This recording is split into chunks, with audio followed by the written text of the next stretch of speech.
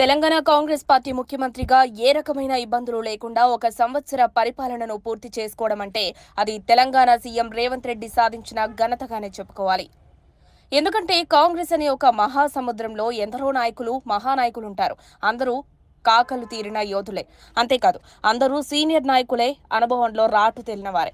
వారందరి మధ్యన పట్టుమని 10 ఏళ్ల పాటు కాంగ్రెస్ నాయకుడిగా ముద్రలేని యనమల రేవంత్ రెడ్డి ముఖ్యమంత్రి హోదాలో వారందరినీ దాటుకుని రావడం అంటే మామూలు విషయం కాదు. అది ఆయనలో ఉన్న ప్రత్యేకత.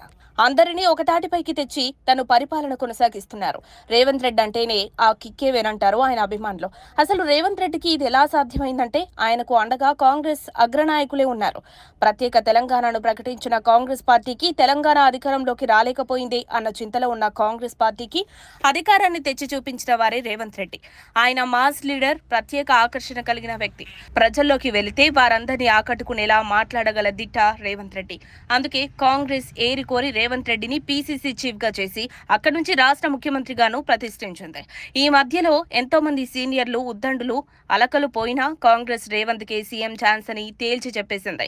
ఎందుకంటే తెలంగాణలో కాంగ్రెస్ పార్టీని అధికారంలోకి తీసుకువచ్చిన ఘనత వారిదే. అంతేకాక కేసీఆర్ లాంటి మాటకారికి, వారి దూకుడుకు అంతే స్థాయిలో ఎత్తుకు పై ఎత్తు వేసి కళ్ళెం వేసి ఎదుర్కొనే సత్తా ఉన్న నాయకుడిగా రేవంత్ రెడ్డిని కాంగ్రెస్ హైకమాండ్ భావించింది. వైఎస్ఆర్ తర్వాత కాంగ్రెస్ చీఫ్ మినిస్టర్లలో అంతలా స్వేచ్ఛనందుకున్న నాయకుడిగా రేవంత్ రెడ్డి పేరు తెచ్చుకున్నారు.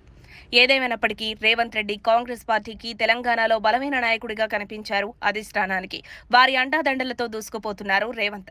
విపక్షం మీద అదే దూకుడు రాజకీయంతో రేవంత్ రెడ్డి సాగుతున్నారు.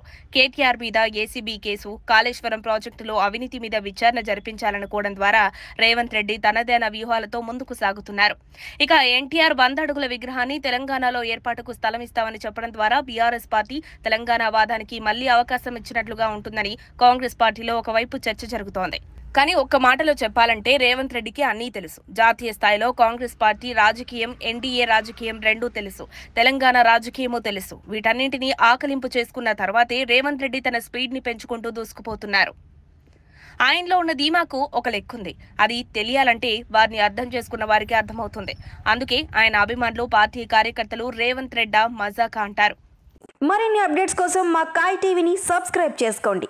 మా వీడియో కనుక మీకు నచ్చినట్లయితే లైక్ చేయండి, షేర్ చేయండి. మీ విలువైన అభిప్రాయాలను కామెంట్ బాక్స్లో తెలియజేయండి.